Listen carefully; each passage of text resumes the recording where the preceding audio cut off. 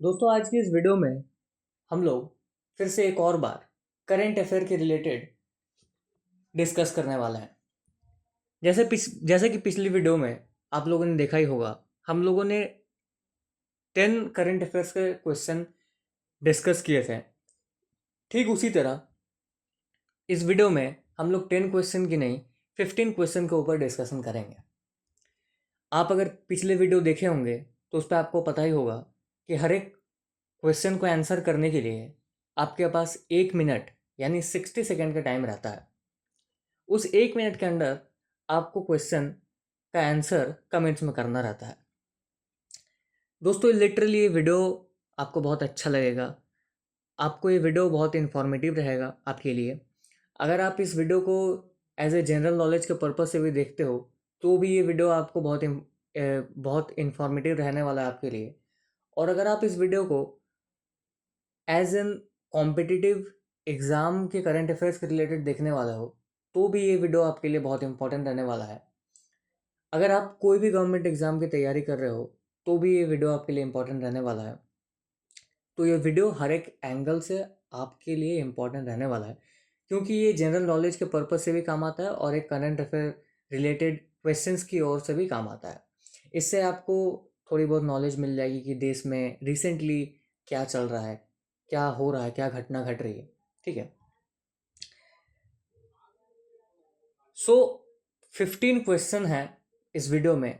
मैंने आपको बताया था पहले, हर एक क्वेश्चन को आंसर करने के लिए आपको 1 मिनट यानी 60 सेकेंड का टाइम मिलेगा। उस 60 सेकेंड के अंदर आपको क्वेश्चन का जो आंसर है आपको कमेंट में बताना पड़ेगा।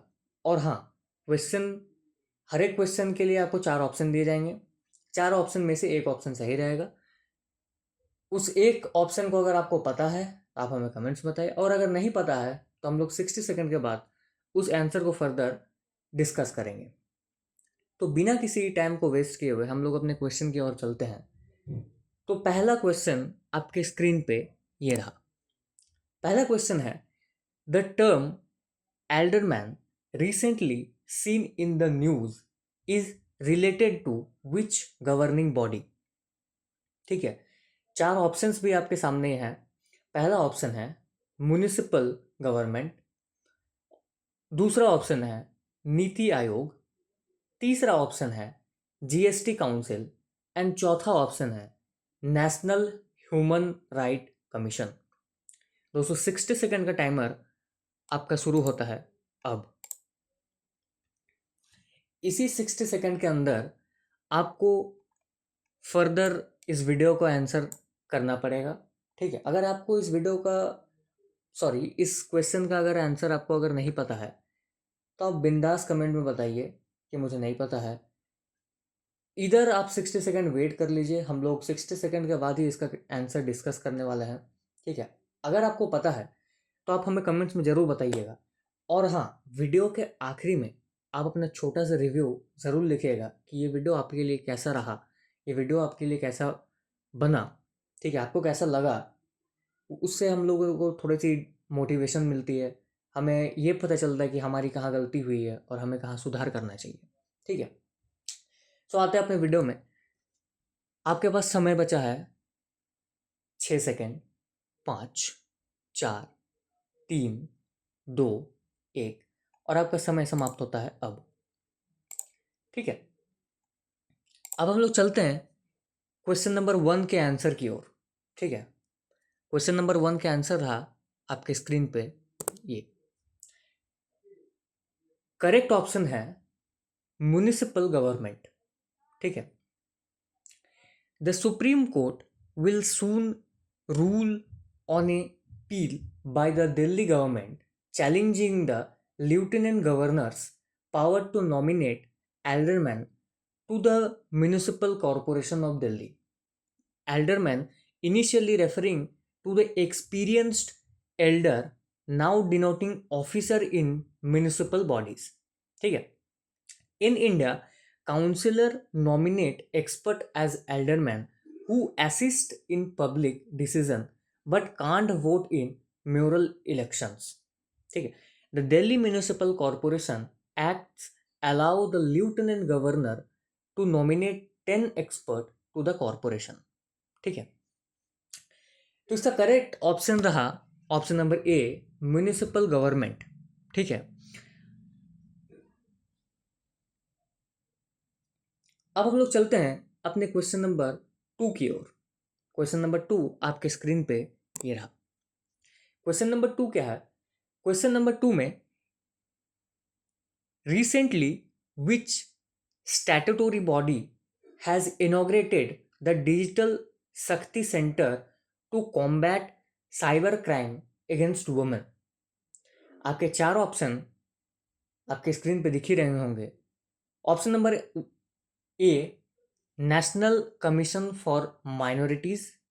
Option number B, national human right commission. Option number C, national commission for women. And option number D, national green tribunal. ठीक है, आपका 60 सेकंड का टाइमर रहा ये।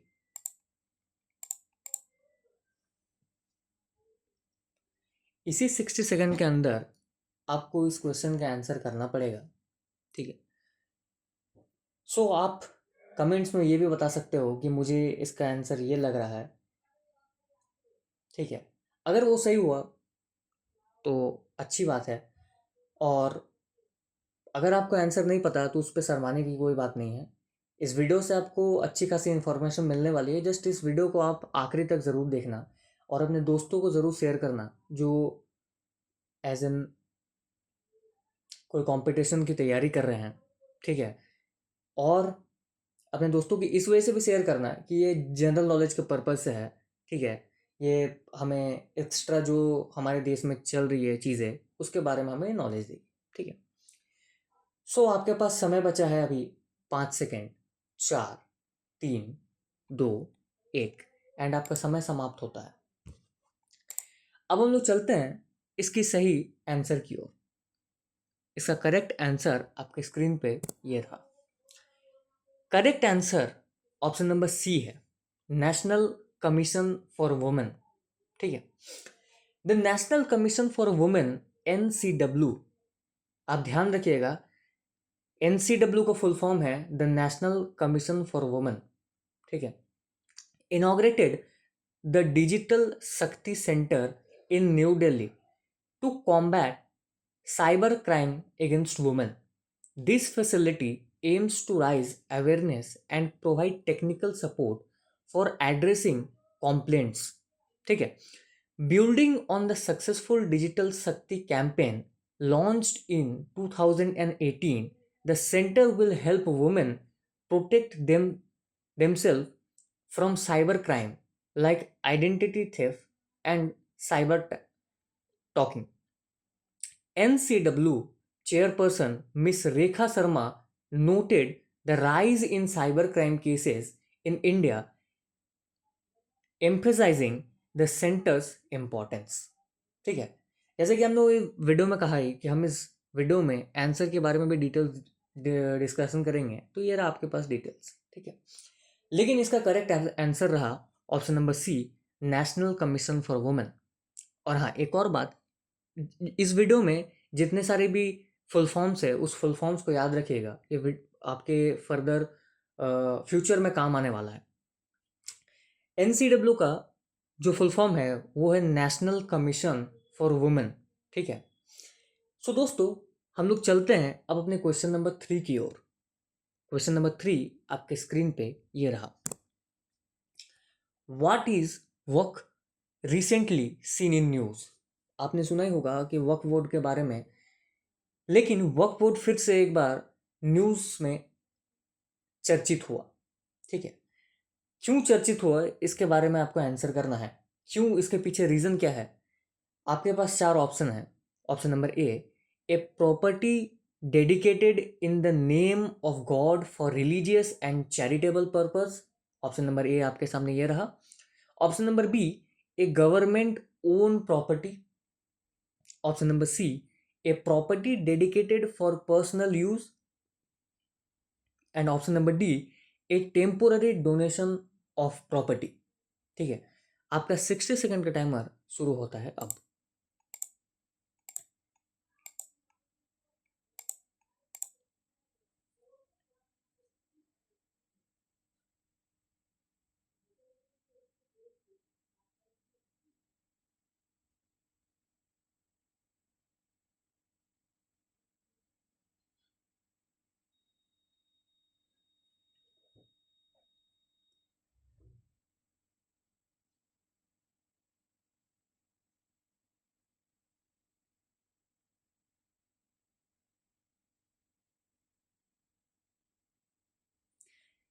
दोस्तों इस 60 सेकेंड में मैं आपको एक तरीका बताता हूँ।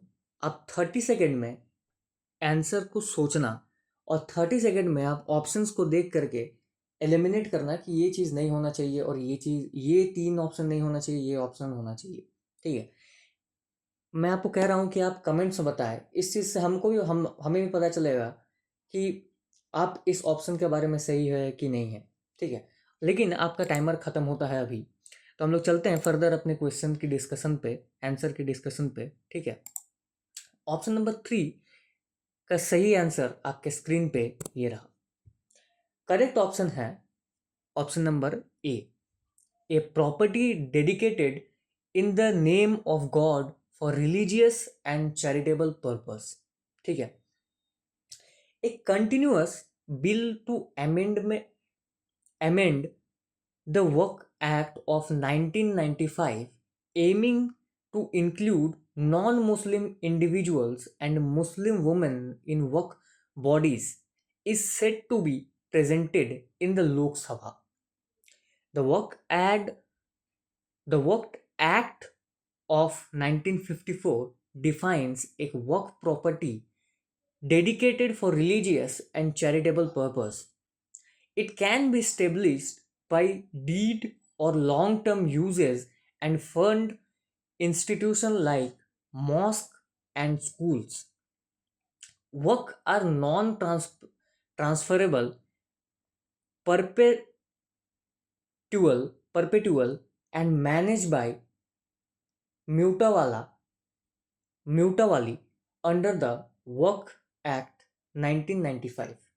ठीक है, तो आपने देखा ही क्वेश्चन नंबर 3 का जो करेक्ट ऑप्शन है वो है ए। ठीक है, a property dedicated in the name of God for religious and charitable purpose.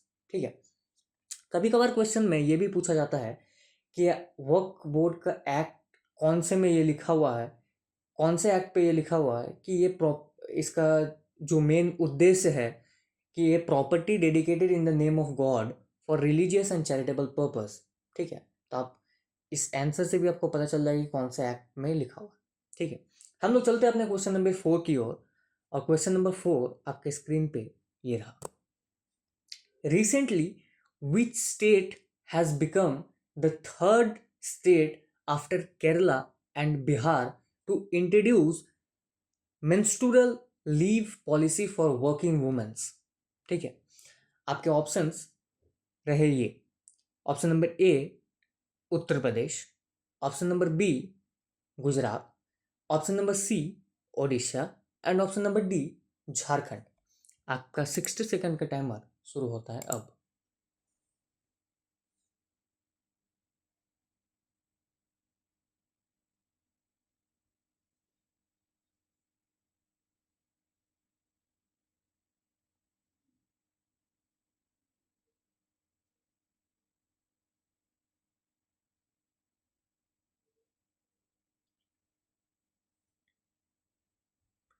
जैसे कि मैंने कहा ही था कि 30 सेकंड आप सोचने में लगाओ और 30 सेकंड आप इसको आंसर को एलिमिनेट करने में लगाओ, अगर आपको नहीं पता है तो। ठीक है, अगर आपको पता है तो आप तो ये इजीली 1-2 सेकंड में ही आंसर कर दोगे कि मैंने न्यूज़ पे पढ़ा था, मैंने एक आर्टिकल पे पढ़ा था, मैंने एक इंटरनेट पे पढ़ा था कि ये चीज़ ये टॉपिक के बारे में, तो इसका आंसर रहेगा ABCD जो भी हो। ठीक है, तो आपके पास समय बचा है कम, 4, 3, 2 और 1, आपका समय समाप्त होता है। हम लोग चलते हैं क्वेश्चन नंबर 4 के राइट आंसर की तरफ। ठीक है, क्वेश्चन नंबर 4 का राइट आंसर आपके स्क्रीन पे ये रहा। Option number C Odisha. Option number C वाले जो हैं वो बिल्कुल सही है। Odisha become the third state in India to introduce menstrual leave for working women in both public and private sector. Deputy Chief Minister Pravati Parida announced that women can take 1 day of leave on the first and second day of their menstrual cycle. The new policy applied to both government and private sector employee.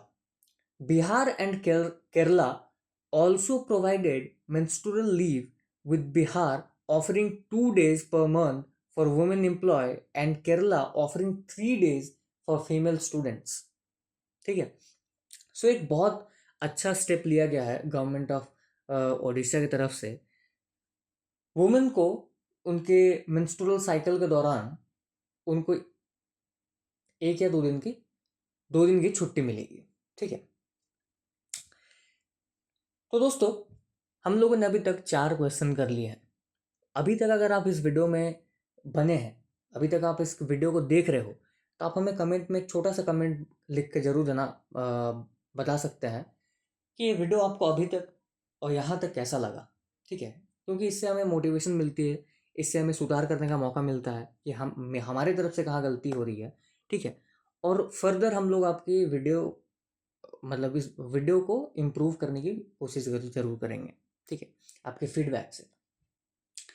तो दोस्तों हम लोग चलते हैं question number 5 की तरफ। ठीक है, क्वेश्चन नंबर 5 आपके स्क्रीन पे ये रहा। Which organization developed the online platform PROMPT, DRIPS and Jal Vidyut DPR, recently launched by Ministry of Power? Question mark.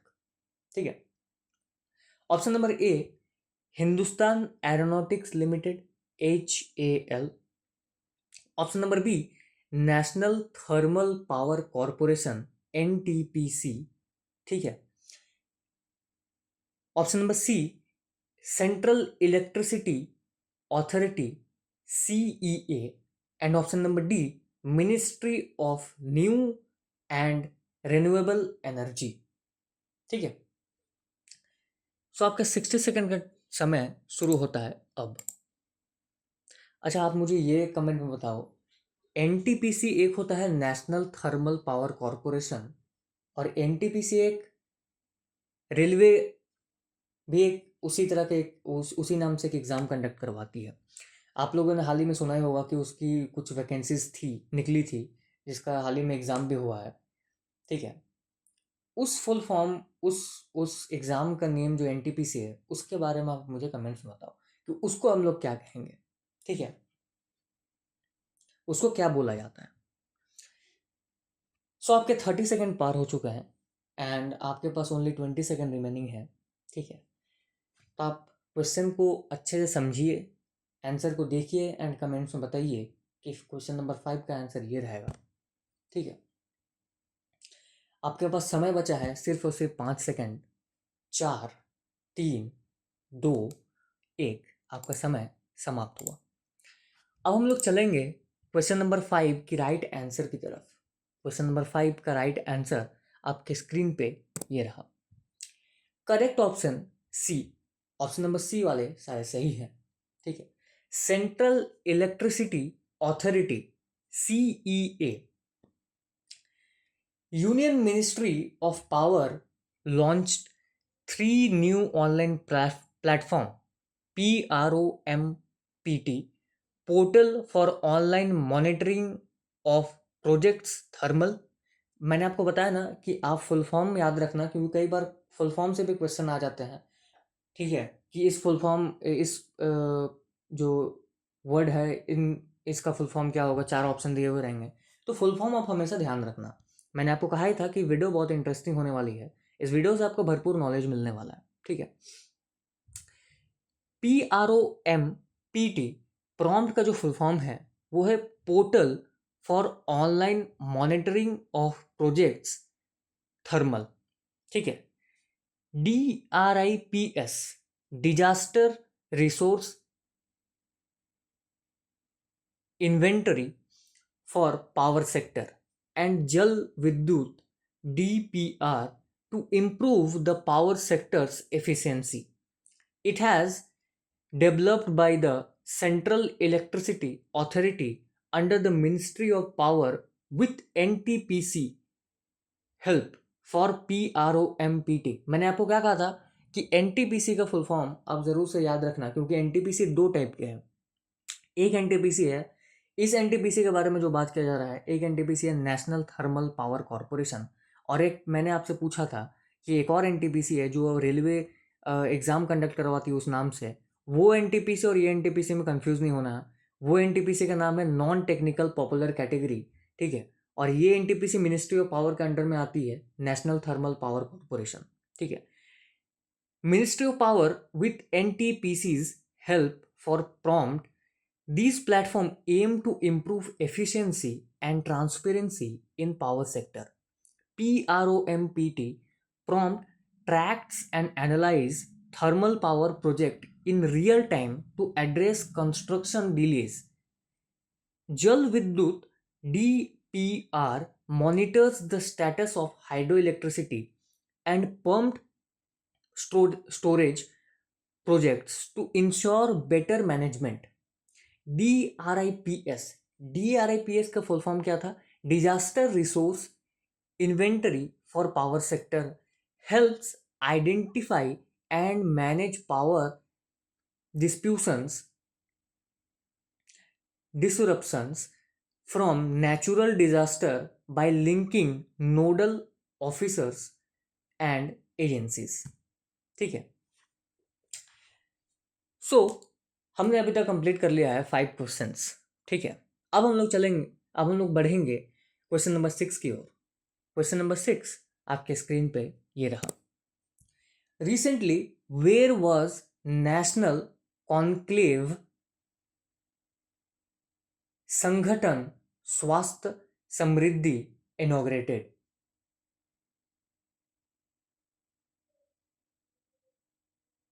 स्वास्थ्य,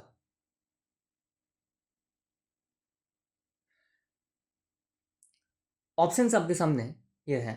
Bengaluru option number B, new Delhi option number C, Chennai, and option number D Bhopal. आपका 60 second का timer शुरू होता है अब।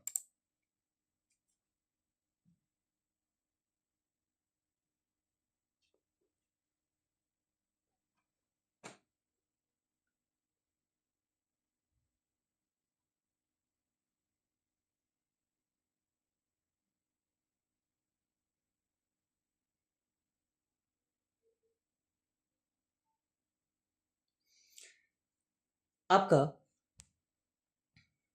30 second पार हो चुका है, और आपको अगर लगता है कि ऑप्शन चारों में से बी सही है, सी सही है, डी सही है, तो आप खुल के बता सकते हैं कमेंट्स में कि मुझे पहले ऑप्शन नंबर बी, सी, डी, ए ये करेक्ट लगा, इन चारों में से एक करेक्ट लगा, एंड देन आंसर रिवील हुआ तो मुझे पता चला कि हाँ मेरा आंसर करेक्ट था, ठीक है।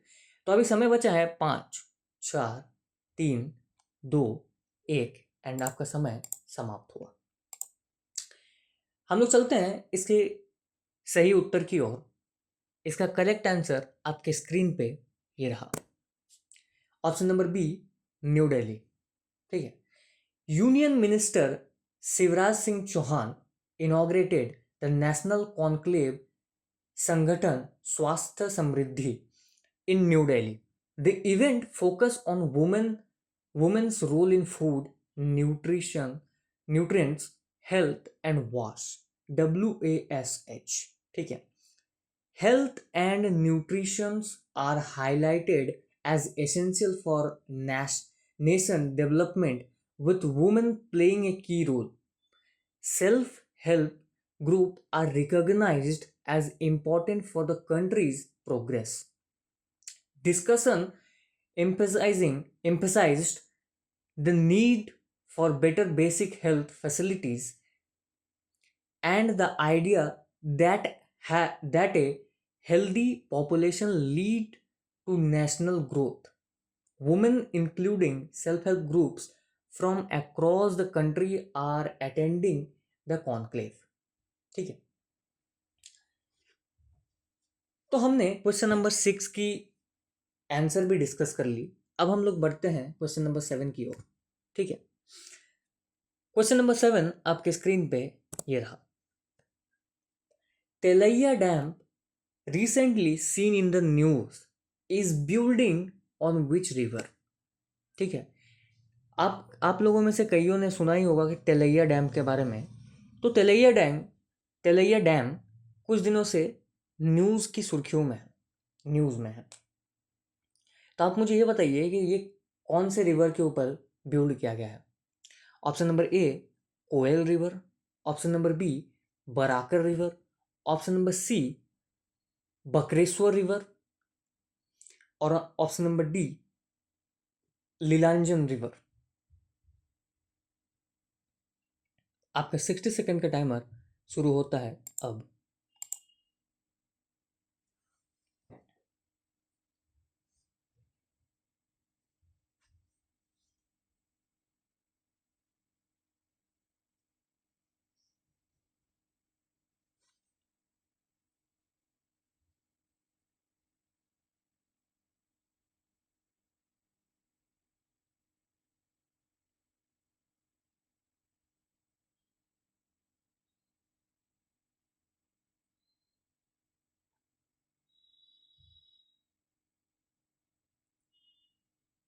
आपका 30 सेकंड बीत चुका है, बचा है ओनली 20 सेकंड। एंड मैंने कहा था कि आप सोच लीजिए इसका आंसर क्या होगा। ठीक है, क्वेश्चन को अच्छे तरीके से एनालाइज कीजिए कि इसका आंसर ये होने वाला है। अगर आपको पता है तो आप ये 2-3 सेकंड में ही दे दोगे। ठीक है, लेकिन आपके पास समय बचा है 4, 3, 2, 1 एंड आपका समय समाप्त हुआ। बढ़ते हैं इसका सही उत्तर की ओर। एंड इसका करेक्ट आंसर आपके स्क्रीन पे ये रहा। ऑप्शन नंबर बी वाले सारे सही हैं, Barakar river. The Damodar valley corporation, DVC। मैंने आपको पहले ही कह दिया था कि वीडियो में जितने सारे भी फुल फॉर्म्स यूज़ किए गए हैं उन सारे फुल फॉर्म्स को आपको ध्यान रखना है। कई बार क्वेश्चन इस फुल फॉर्म से भी पूछे जाते हैं। ठीक है, the Damodar valley corporation, DVC जिसको हम लोग कहते हैं शॉर्ट फॉर्म में, held a consultation meeting on the emergency action plan, EAP। ठीक है, for Tilaiya dam as part of the dam safety act of 2021। The meeting chaired by DVC chairman S. Suresh Kumar included government officials, DVC representatives, and local community members. Talaiya Dam, built on the Barakar River in India was India, was constructed in 1953 as the first of 4 dam in DVC's initial phase। ठीक है, means कि DVC के initial phase में Telaiya DVC के initial phase में 4 dams construct हुए। उसमें से एक है तेलैया डैम जो कि झारखंड के बराकर रिवर के ऊपर बनाया गया है। ठीक है, the dam is 1200 feet long and 99 feet high with a reservoir covering 36 square kilometers. It has a hydroelectric plant with 2 megawatt, MV मतलब megawatt unit, and a third unit may be added in the future। ठीक है, मतलब DVC plan कर रही है कि इस पे थर्ड यूनिट ऐड किया जाए। ठीक है, तो दोस्तों अभी तक हम लोगों ने क्वेश्चन नंबर 7 तक डिस्कस कर लिया है। अब हम लोग की बारी है क्वेश्चन नंबर 8 डिस्कस करने की। तो हम लोग बढ़ते हैं क्वेश्चन नंबर 8 की ओर। एंड क्वेश्चन नंबर 8 आपके स्क्रीन पे ये रहा। Which city of Madhya Pradesh recently hosted the third regional industry conclave. Options आपके सामने ये रहे। Option number A, Indore. Option number B, Bhopal. Option number C, Jabalpur. And option number D, Gwalior. आपका 60 सेकंड का टाइमर शुरू होता है। दोस्तों आप क्वेश्चन को बढ़िया से पढ़िए, एनालाइज कीजिए। क्वेश्चन आपके दिमाग में बैठ जाना चाहिए कि हाँ मैंने इस क्वेश्चन को इस पर्टिकुलर चैनल से पढ़ा था। ठीक है, ये क्वेश्चन मैंने देखा सा लग रहा है। आप जब एग्ज़ाम में बैठे और ये क्वेश्चन जब आप एक एग्ज़ाम के पेपर में हो तो आपको ऐसे 60 सेकंड का टाइम लगना ही नहीं चाहिए। आप 2-3 मिनट में ऐसे दे दोगे आप आंसर, सॉरी 2-3 सेकंड में आप आंसर कर दोगे, ठीक है। तो क्वेश्चन को ढंग से एनालाइज कीजिए, क्वेश्चन को ढंग से पढ़िए एंड चारों ऑप्शन में से देखिए कौन सा ऑप्शन सही होने वाला है, ठीक है। एंड आप खुल के दीजिए क्योंकि ये आपका पेपर नहीं चल रहा है, आपको यहाँ पर कोई जज करने वाला नहीं है, ठीक है। नहीं पता है तो आपको इस वीडियो में फर्दर हम लोग डिस्कस करेंगे। तो आपके पास समय बचा है 3, 2, 1 एंड आपका समय समाप्त हुआ, ठीक है।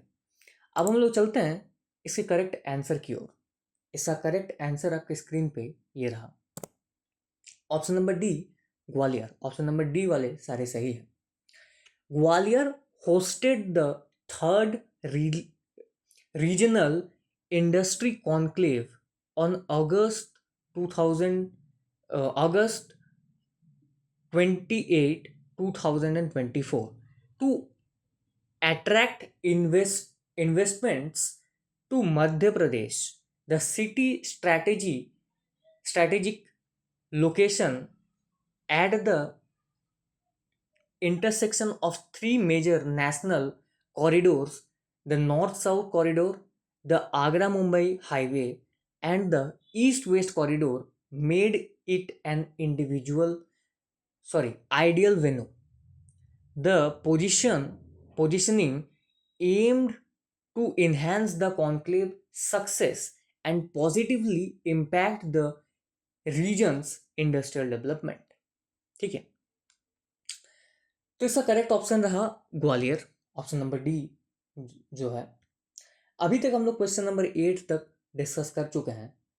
अब हम लोग बढ़ते हैं क्वेश्चन नंबर 9 की ओर, ठीक है। क्वेश्चन नंबर 9 आपके स्क्रीन पे ये रहा। Which state government recently approve 33% reservation to women in the police force and 5% additional allowance to pensioners, ठीक है। ऑप्शन नंबर आपके ऑप्शंस आपके स्क्रीन पे ये हैं। Option number A Manipur, option number B Karnataka, option number C Rajasthan, option number D Himachal Pradesh. आपका 60 second का timer शुरू होता है अब।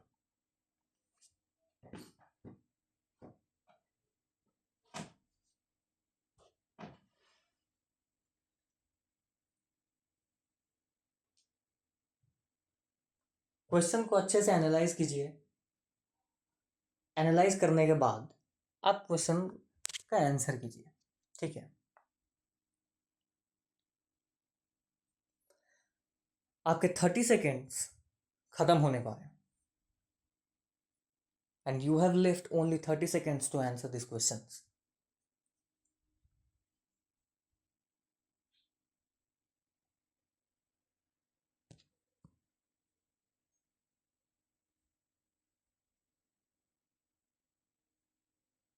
You have only 10 seconds left.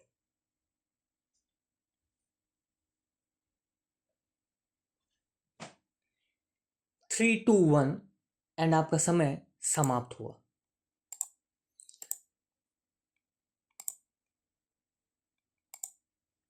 अब हम लोग चलते हैं इसके सही आंसर की ओर।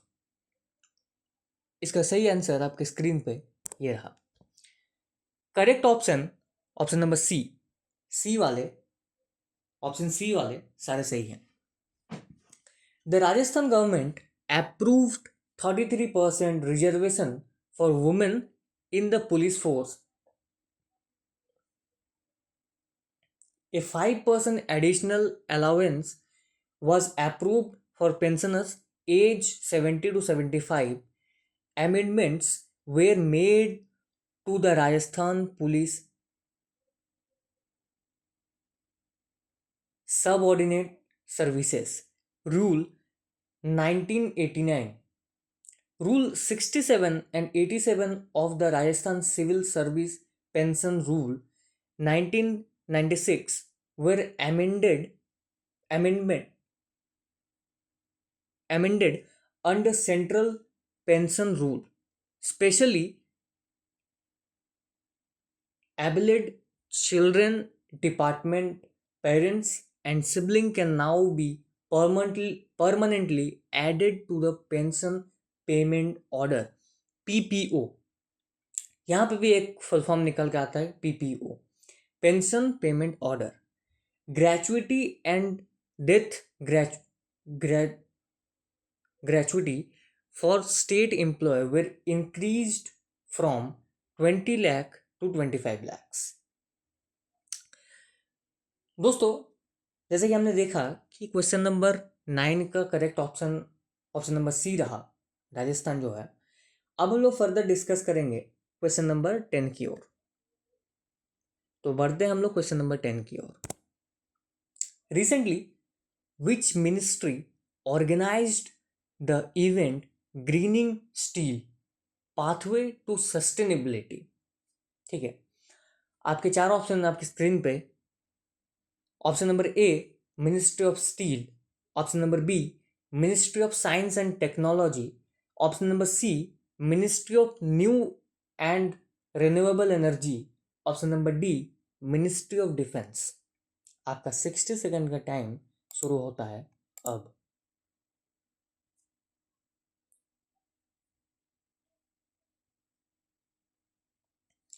क्वेश्चंस को अच्छे तरीके से एनालाइज करना है, उसके बाद देखना है कि कौन सा ऑप्शन सही है. ठीक है, एंड फर्दर आप कमेंट में बताइए कि ऑप्शन नंबर 10 का आंसर करेक्ट आंसर ये है. ठीक है, अगर आपको ये वीडियो अच्छी लग रही है, अगर आपको यहाँ तक आप ये आ चुके हो, अगर आपको इस वीडियो में मज़ा आ रहा है, तो आप कमेंट में ज़रूर बताएं कि वीडियो आपको कैसा लगा. ठीक है, अगर आप चाहते हो कि इसी टाइप की वीडियो हम फर्दर इस चैनल पे लेकर के आएँ, तो बेझिझक विदाउट एनी हेजिटेशन आप हमें बताएं कि हाँ मुझे ये वीडियो अच्छा लग रहा है, एंड फर्दर मैं नेक्स्ट पार्ट के लिए वेट कर रहा हूँ. ठीक है, तो समय बचा है आपके पास ओनली 10 सेकेंड. ठीक है, 3, 2, 1 एंड आपका समय समाप्त हुआ. अब हम लोग बढ़ते हैं इसके करेक्ट आंसर की ओर. इसका करेक्ट आंसर आपके स्क्रीन पे ये रहा. Answer of 10 question, sorry question number 10, इसका करेक्ट ऑप्शन है ministry of steel, option A. ठीक है, the ministry of steel organized the event greening steel pathway to sustainability on 10th September in New Delhi. Various experts from ministries, academia and think tank attended the event to discuss sustainable steel production. The event featured a panel discussion on leadership and innovation for driving the green steel transition.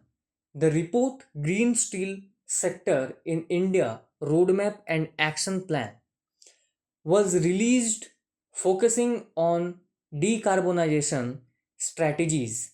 The aligns with India's net zero emission goal for 2070, as reducing carbon in steel production is vital to combat climate change. ये 2024 में discuss किया गया है. ठीक है, ministry of steel organize an event green steel pathway to sustainability on 10th September 2024 at CD Desmukh Hall, India international centre, new Delhi. ठीक है, ये 10th September 2024 में डिस्कस किया गया है इस बारे में. ठीक है, तो यहाँ तक हम लोग क्वेश्चन 10 तक डिस्कस कर चुके हैं. अब हम लोग करते हैं फर्दर आगे की ओर डिस्कशन. अब हम लोग कर देंगे क्वेश्चन नंबर 11. आपके स्क्रीन पे ये रहा.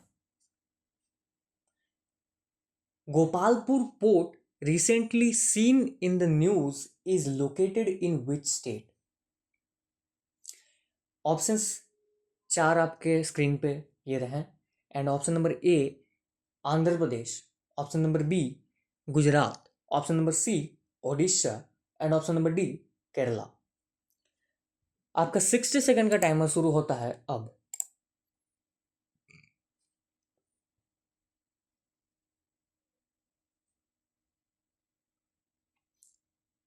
30 सेकेंड आप सोचने में लगाओ प्लीज़। आप गूगल मत करना, क्योंकि आप अगर गूगल करके आंसर करोगे तो आपको पता नहीं चलेगा। आप आंसर देख के एंड बोल दोगे, वो आपके लिए भी अच्छा नहीं होने वाला है, ठीक है, आपके लिए अच्छा नहीं रहने वाला है।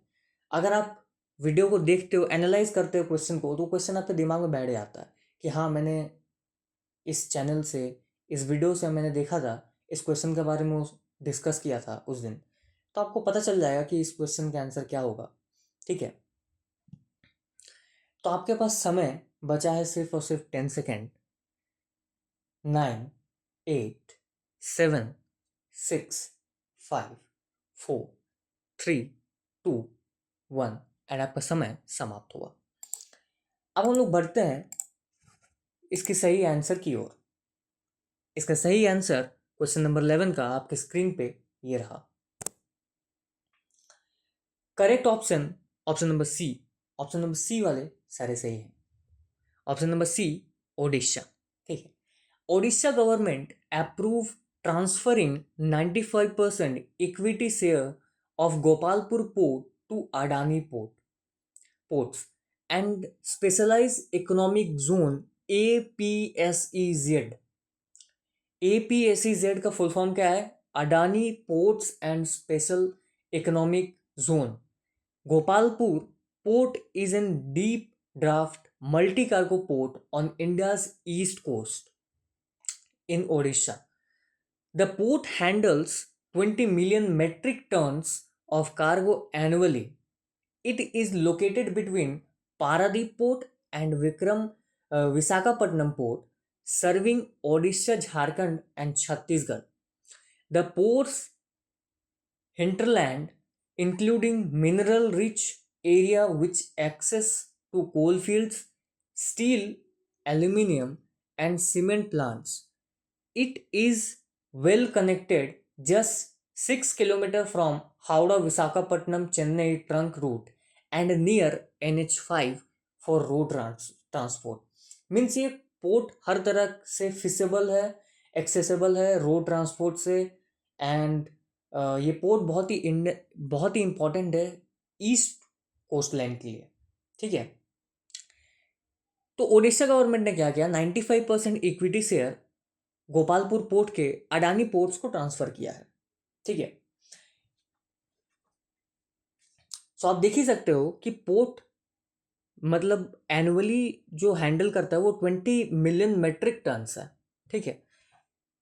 इस पोर्ट की खासियत ये है कि इस पोर्ट की जो हिंटरलैंड है वो included mineral rich area with access to coal fields, steel, aluminium and cement plants, सारे चीज़ को ये एक्सेस करता है, ठीक है। तो ये पोर्ट अडानी के लिए बहुत इंपॉर्टेंट हो गया है एंड ये पोर्ट ईस्ट कोस्ट के लिए बहुत इंपॉर्टेंट था, ठीक है। अभी तक हम लोग क्वेश्चन नंबर 11 तक हम लोग डिस्कस कर लिया है। अब हम लोग चलेंगे क्वेश्चन नंबर 12 की ओर एंड क्वेश्चन नंबर 12 आपके स्क्रीन पे ये रहा।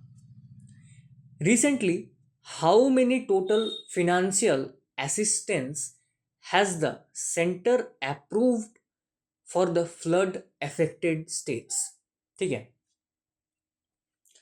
Option number A 600 crore rupees, option number B 675 crore rupees, option number C 700 crore rupees and option number D 750 crore rupees, ठीक है। आपका 60 सेकंड का टाइमर शुरू होता है अब।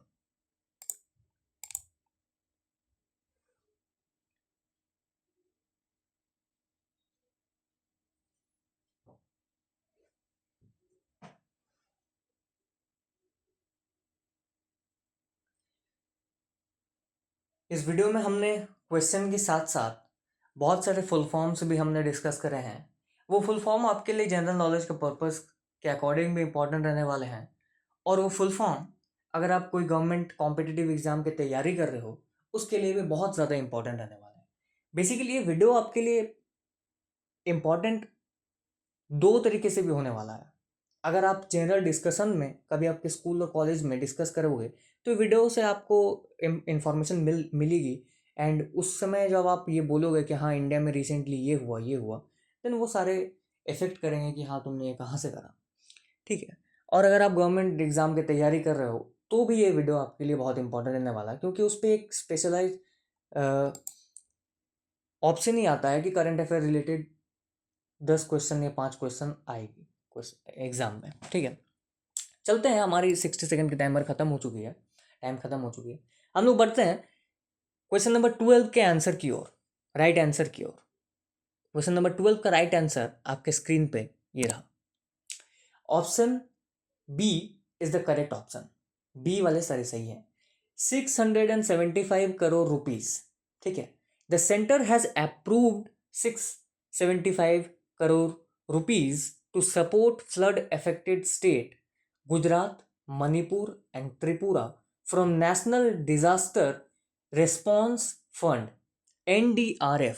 मैंने कहा था कि आप इस वीडियो से बहुत सारी इंफॉर्मेशन ले करके जाओगे इस वीडियो को अगर आखिरी तक आप देखते हो। जैसे कि इस वीडियो में फिर से एक फुल फॉर्म आ गया, NDRF। NDRF मतलब national disaster response fund.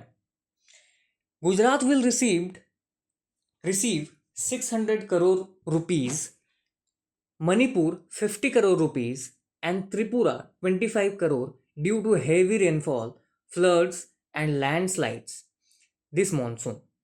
The Ministry of Home Affairs emphasized its commitment to assist these states.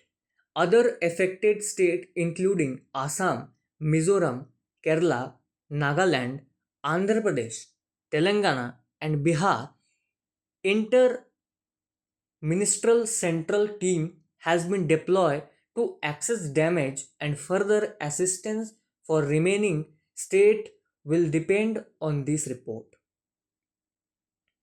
Will depend on their reports.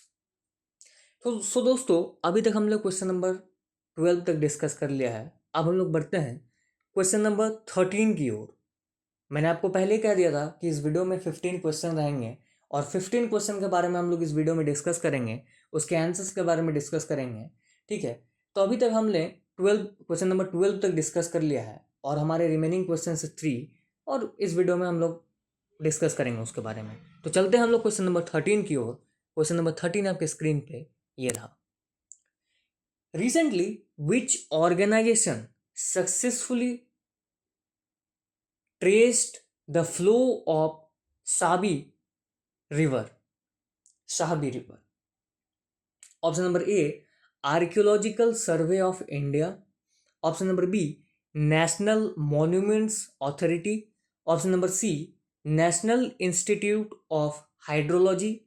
And option number D, Indian National Trust for Art and Culture Heritage. आपका 60 second का timer शुरू होता है अब।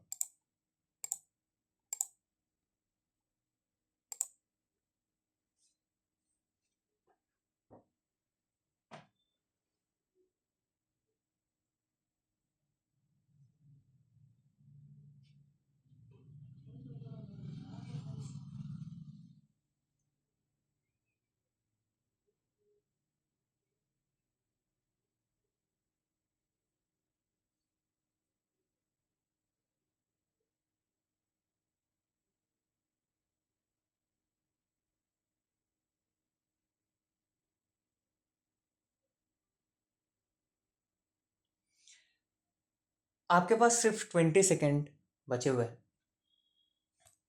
आप question को देखो ढंग से, उसको सोचो एंड देन आंसर करो। 5 4 3 2 एंड 1। आपका समय समाप्त हुआ। अब हम लोग बढ़ते हैं क्वेश्चन नंबर 13 की राइट आंसर की तरफ। क्वेश्चन नंबर 13 का राइट आंसर आपके स्क्रीन पे ये रहा। Option number D, India national trust for art and culture heritage. ठीक है, ऑप्शन नंबर डी वाले सारे सही हैं। The Indian national trust for art and culture heritage, इसका भी फुल फॉर्म आप देख ही सकते हो, INTACH, has traced the Sabi river flow. The river started in Rajasthan and passed throughout Haryana and Delhi. It is a tributary of Yamuna River. Population and encroachment have greatly dimensionized its natural flow. Now the river is di- divided into canal and nahals, and it only flow during heavy rains in its catchment area. सो दोस्तों अभी तक हमने question number 13 तक discuss कर चुका है। अब हम लोग बढ़ते हैं क्वेश्चन नंबर 14 की ओर। क्वेश्चन नंबर 14 आपके स्क्रीन पे ये रहा। What is the name of the online platform launched by the government for sharing experience of retiring government employees? Option number A, Suraksha. Option number B, निश्चित। Option number सी, अनुभव। And option number D, संकल्प। आपका 60 second का timer शुरू होता है अब। दोस्तों ये चीज़ भी मैं पहली बार ही देख रहा हूँ कि Indian government online platform launch कर रही है अपने रिटायर्ड गवर्नमेंट एम्प्लॉयज़ की रेटिंग को लेकर। ये बहुत ही अच्छा इनिशिएटिव है। अगर उस इंसान की रेटिंग अच्छी है, उस डिपार्टमेंट से रेटिंग अच्छी है, तो फर्दर गवर्नमेंट अगर उसको प्लान करती है कि हाँ 1-2 साल उसकी रिटायरमेंट को एक्सटेंड किया जाए, तो वो भी अच्छा रहेगा। वो पता नहीं, वो गवर्नमेंट डिसाइड करेगी, बट ये इनिशिएटिव अच्छा है। ठीक है, you have only 20 seconds to answer this question.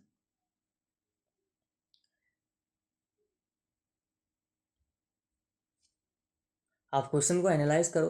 Question को एनालाइज करने के बाद क्वेश्चन को आंसर करो, और क्वेश्चन को ध्यान से देखो। इस क्वेश्चन से आपको बहुत सारे benefits and important full forms मिलेंगे। आपका 60 सेकंड का टाइम समाप्त हुआ। अब हम लोग चलते हैं क्वेश्चन नंबर 14 की करेक्ट आंसर की ओर। क्वेश्चन नंबर 14 का करेक्ट आंसर आपके स्क्रीन पे ये रहा। Option number C, option number C वाले सारे सही है, Anubhav. The department of pension and pensioners welfare launched the online platform Anubhav on Prime Minister Narendra Modi's direction. The platform allows retiring and retired government employees to share their work experiences. An annual award scheme was created in 2015 to encourage submissions, resulting in 10,886 published write-ups. So far, 78 outstanding write-ups has received 59 Anubhav award and 19 jury certificate. The National Anubhav Award Scheme 2025 invites central government employee and pensioner to submit their write-ups for award. For the first time, employee from central public sector undertaking will also be eligible to participate. The submission period of pensioners have been extended from 1 year to 3 year post retirement. मैंने आपको कहा था कि ये government की scheme बहुत ही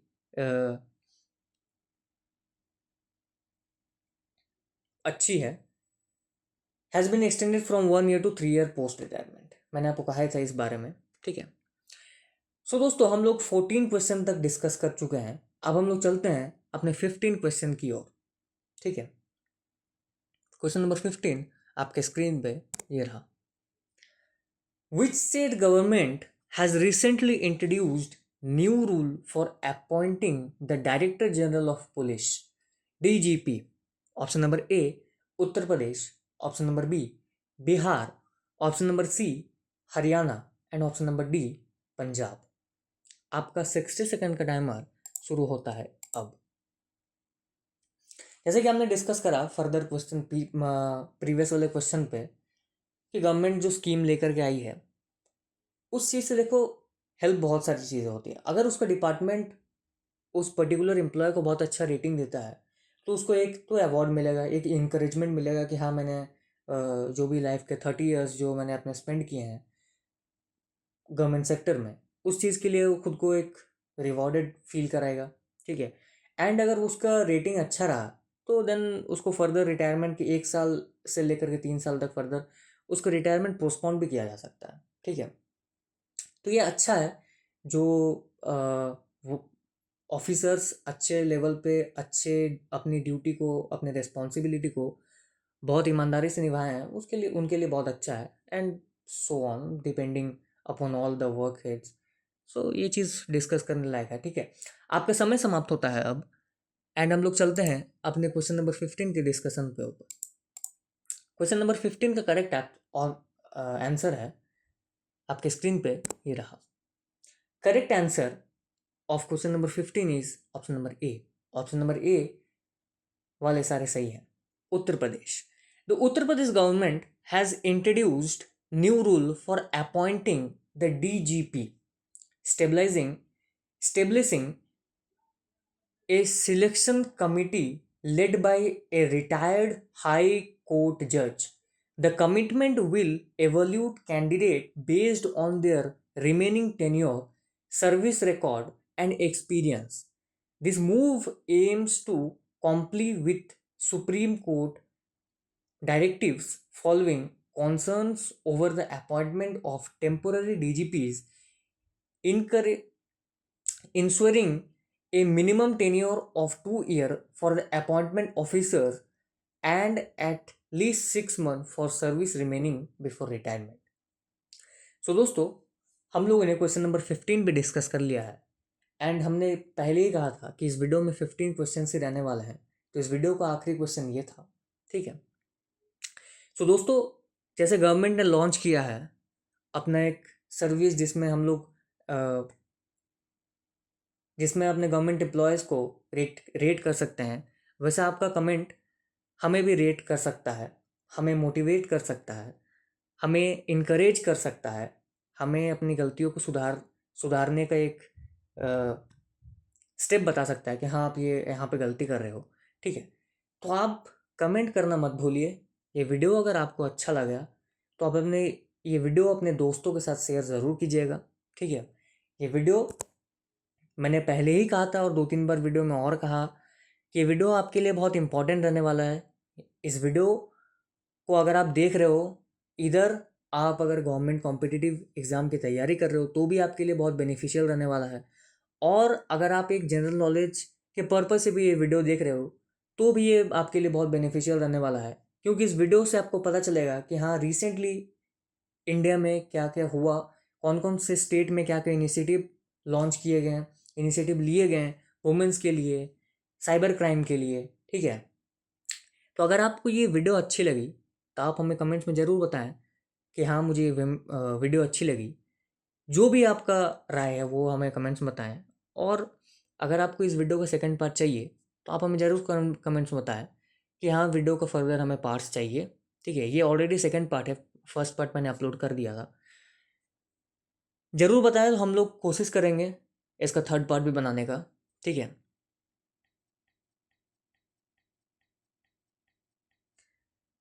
so thank you दोस्तों, आज की इस वीडियो यहीं ख़त्म करते हैं।